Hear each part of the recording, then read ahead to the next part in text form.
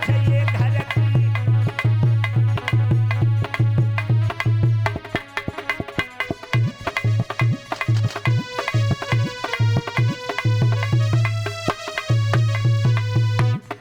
आज उसी समय वशिष्ठ से विश्वामित्र कहने लगे, वशिष्ठ जी ये घर की बातें हैं, अभी बस हरिश्चंद्र की जांच नहीं की गई, अगर जांच हो जाए तब पता चलेगा। वशिष्ठ कहने लगे तो जांच हो जाए। आज विश्वामित्र और वशिष्ठ में शर्त हो गई और उसी समय विश्वामित्र जी चल दिए हैं महाराज परीक्षित की जांच करने के लिए, वो हरिश्चंद्र की जांच करने के लिए। और विश्वामित्र ने शूकर का रूप बनाया। विश्वामित्र हरिश्चंद्र की बाग में पहुंच गए। जब महाराज हरिश्चंद्र की बगिया में पहुंचे हैं और बाग में जाकर के महाराज विश्वामित्र ने हरिश्चंद्र के बाग को उजाड़ दिया। जब बाग का माली हाथ में लाठी लेकर के धाया तो शूकर ने उस माली की जंगा को फाड़ दिया। माली हाथ में लाठी लेकर के लगड़ाता हुआ महाराज हरिश्चंद्र की सभा में गया। कहने लगा, महाराज जय हो, महाराज हरिश्चंद्र की जय हो। हरिश्चंद्र कहने लगे, माली क्या बात है? माली कहने लगा, महाराज एक शूकर बगिया में आया है जिसने रखवालों को भी बचा दिया और मेरी जंगा को भी फाड़ डाला है। उसने सारी बगिया को उजाड़ के रख दिया है। महाराज कहिए माली। वो मुझे छुट्टी दे तो मैं घर जा रहा हूँ। क्यों? घर से फोन आ रहा हुआ। क्यों आ गया है घर से फोन? मूडम पी रही है। मूड की पीर की दवाई ले लो। जी जांग फांग संग फटी जा रही है। अरे माली, हाँ तुम अपनी दवा करा लो।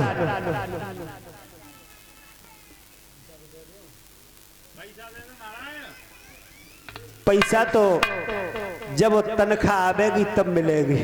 पहली तारीख को तनख्वाह मिलती है, अबे तनख्वाह नहीं है। आज माली को महाराज हरिश्चंद्र ने समझाया कि माली तुम अपने घर जाओ। शूकर को हम सुबह देखेंगे, इस समय संध्या का समय है और संध्या के समय दुश्मन भी दरवाजे पर आ जाए तो उसे कष्ट नहीं देना चाहिए, उसे सम्मान के साथ बिठाना चाहिए। आज माली अपने घर चला गया। इधर सुबह हुआ है। महाराज हरिश्चंद्र ने सेना को सजवाया और सेना को सजवा करके उस बाग को चारों तरफ से घेर लिया। तरफ से निकल गया तो उस जवान को फांसी लगवा दी जाएगी।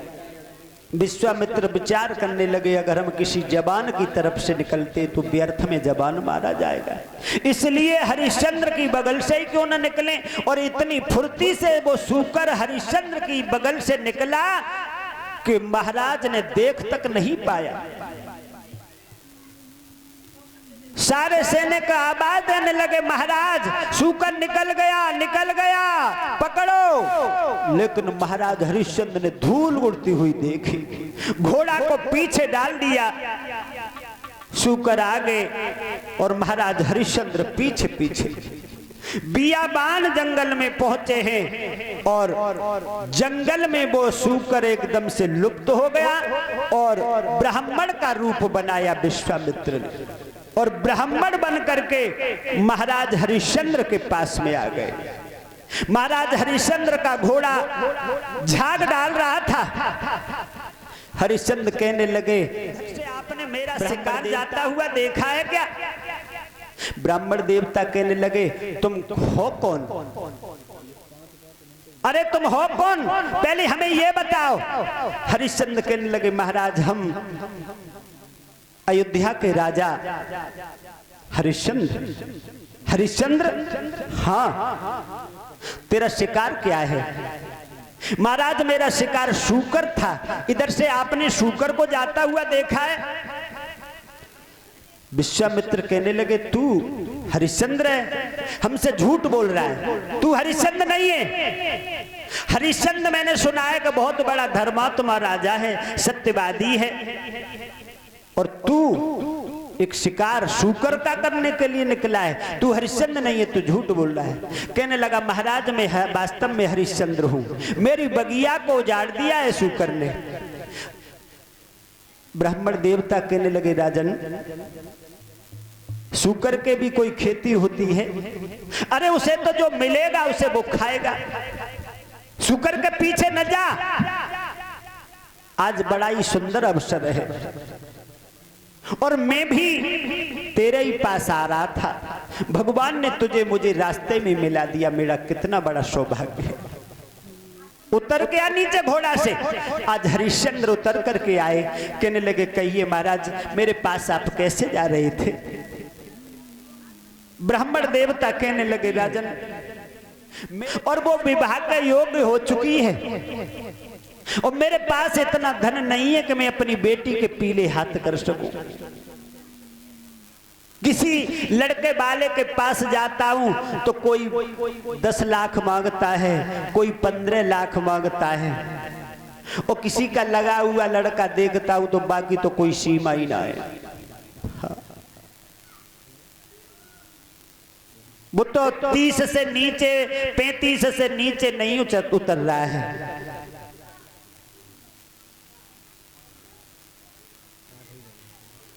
ये मैं बिल्कुल सत्य बात कह रहा हूं। जिसका लड़का लग जाए वो अपनी नाप भूल जाता है। हमारे यहाँ एक लड़का लग गया था, तो बाके यहाँ तो रोज ही लड़का देखने लड़की वाले आते हैं। पहले कोई आया, उस पे मांगे बाने 20 लाख। अब्बा में 20 लाख की दमनाई बाने के, भैया हम नहीं तो न कर पाएंगे, कुछ कम कर लो। करना है 20 लाख से कम ना है। 18 लाख बाने कर दे, चलो गो दूसरो आओ। अब ने कही के आओ तो 20 लाख मिल जाएंगे। दूसरे पे कर दे 25 लाख की डिमांड। जैसे तैसे वो राजी होकर हम 24 लाख में कर देंगे। मैंने सोची अब तो 25 लाख मिलेंगे। तीसरा आओ 30 लाख। इस तरह से कम 5-6 वर्ष हो गई, लड़के की शादी नहीं हुई और लड़का ने अपनी राजी की शादी कर ली। कोरे रह गए, भेंटू ना मिली। ऐसे अनेकों प्रमाण है जब दहेज ने जब देश का सत्यानाश कर दिया। ब्राह्मण देवता कहने लगे, राजन मेरे पास इतना धन नहीं है कि मैं अपनी बेटी के पीले हाथ कर सकूं, और मैं तुम्हारे पास ही धन लेने के लिए आ रहा था। हरिश्चंद्र कहने लगे, ब्राह्मण देवता इस समय तो मेरे पास कुछ नहीं है, मैं आपको क्या दे दूं? ब्राह्मण कहने लगे, पहले तू ये जो नदी बह रही है इसमें हाथ मुंह धोए और कुल्ला कर ले, उसके बाद में शांति धारण कर, उसके बाद में तू मुझे दे देना। आज हरिश्चंद्र ने उस सरिता में हाथ पैर धोए, जलपान किया, तब कहा, कहो महाराज क्या चाहते हो? कहने लगे, तेरे पास कुछ हो मुझे यहाँ दे दे और घर चल कर के दे देना। कहने लगा, महाराज मेरे पास तो केवल चाबी और लगाम है, इसके अलावा मेरे पास और कुछ नहीं है। ब्राह्मण देवता कहने लगे, तू चाबी लगाम ही मुझे दे दे और 20 भार वो 60 भार स्वर्ण मुद्राएं का संकल्प कर दे मुझे। उसी समय महाराज हरिश्चंद्र ने चाबी और लगाम ब्राह्मण को दे दी और 60 भार स्वर्ण मुद्राओं का संकल्प लिया और कहा कि महाराज अब चलो, मैं ये तुम्हें सब चल करके घर पर दे दूंगा। घोड़ा पर सवार हुए महाराज हरिश्चंद्र और अपने नगर के लिए प्रस्थान किया। चले हैं, अयोध्या में पहुंचे हैं और विश्वामित्र भी ब्राह्मण के रूप में महाराज हरिश्चंद्र के पीछे पीछे जा रहे हैं। जैसे ही नगर में प्रवेश किया, दरबार में पहुंचे हैं, घोड़ा को थान से बांध दिया है। कोषाध्यक्ष को महाराज हरिश्चंद्र ने बुलवाया और कहा कि भैया, ब्राह्मण देवता को 60 भार सोना कोष से ला करके दे दो।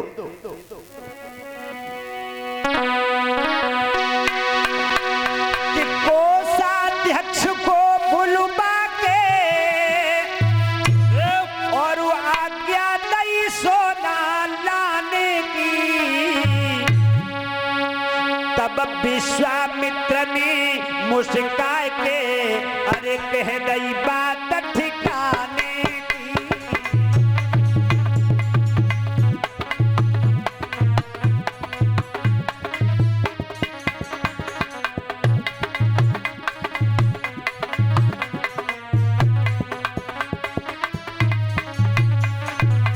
राजन, ये नौकर तेरा नौकर ना, तू जिस पर हुक्म चलाता है, ये चाबी लगाम में सब आएगा, तू ठाड़ो क्यों इतराता है। चाबी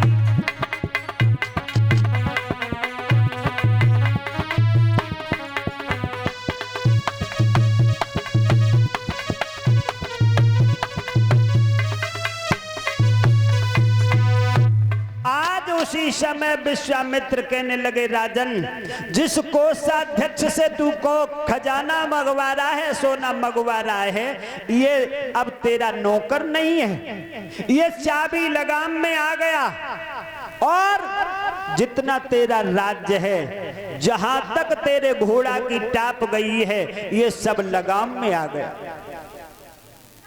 अब बताओ, हरिश्चंद्र खड़े खड़े कांप रहे थे। विश्वामित्र कहने लगे, राजन, अब देख क्या रहे हो मेरी तरफ? जो तुमने संकल्प किया था वो 60 भार मुझे स्वर्ण मुद्राएं और दो। हरिश्चंद्र को अब कुछ नहीं दिख रहा था। कहने लगे, महाराज आप थोड़ी देर यहीं ठहरिए, मैं अपने महलों में जाता हूं, अपनी रानी को पूछ करके आता हूं। विश्वामित्र कहने लगे, हम तो जानते थे कि तू हमें नहीं देगा। राजन, हमारा कुछ जोर नहीं है, अरे तू हमसे मना कर दे, हम अपने घर को चले जाएंगे। हरिश्चंद्र कहने लगे, नहीं महाराज, आप थोड़ी देर ठहरिए, मैं अपनी रानी को पूछ करके आता हूं, आपको अवश्य दूंगा। ब्राह्मण कहने लगे, जल्दी जाओ, जल्दी पूछ करके आओ, हम ज्यादा देर रुकने वाले नहीं हैं। हरिश्चंद्र कहने लगे, महाराज आप थोड़ी देर ठहरिए, मैं अभी जाता हूं और अभी पूछ करके आता हूं। और उसी समय महाराज हरिश्चंद्र अपनी प्राण प्यारी तारा के महलों में प्रवेश करते हैं। जैसे ही महारानी तारा ने अपने पति को आता हुआ देखा, सुंदर सा आसन डाल दिया है और उस पर बैठा लिया है, सोने के थाल में और कंचन का दीपक रख करके आरती उतारने के लिए लाई है। तो उसी समय महाराज कहने लगे हैं कि हे तारा, ये अब आरती हमारी इस थाल से मत उतारो। अब इस थार पर हमारा अधिकार नहीं है।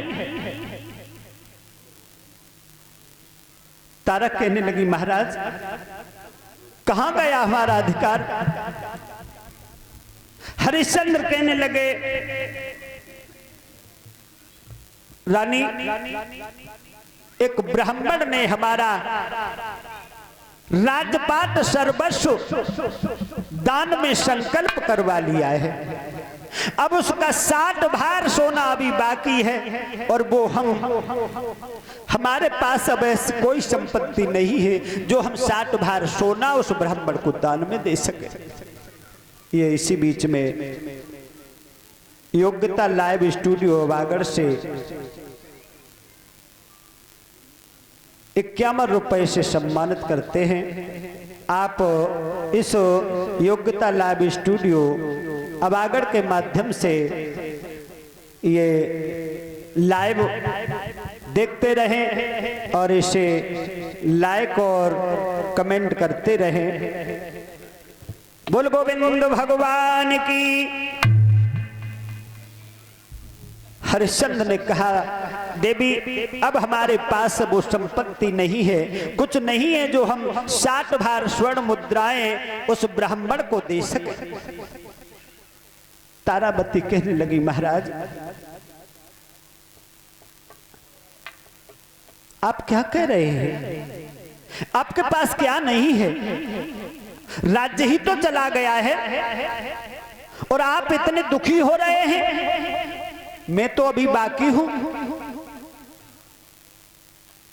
आप मुझे बेच करके उस ब्राह्मण का कर्ज अदा कर दो। देखिए मैया ने ये नहीं पूछा कि तुम क्यों दान में दे आए उस ब्राह्मण को, कह दिया कि मुझे बेच करके अपने कर्ज को अदा कर दो। और आज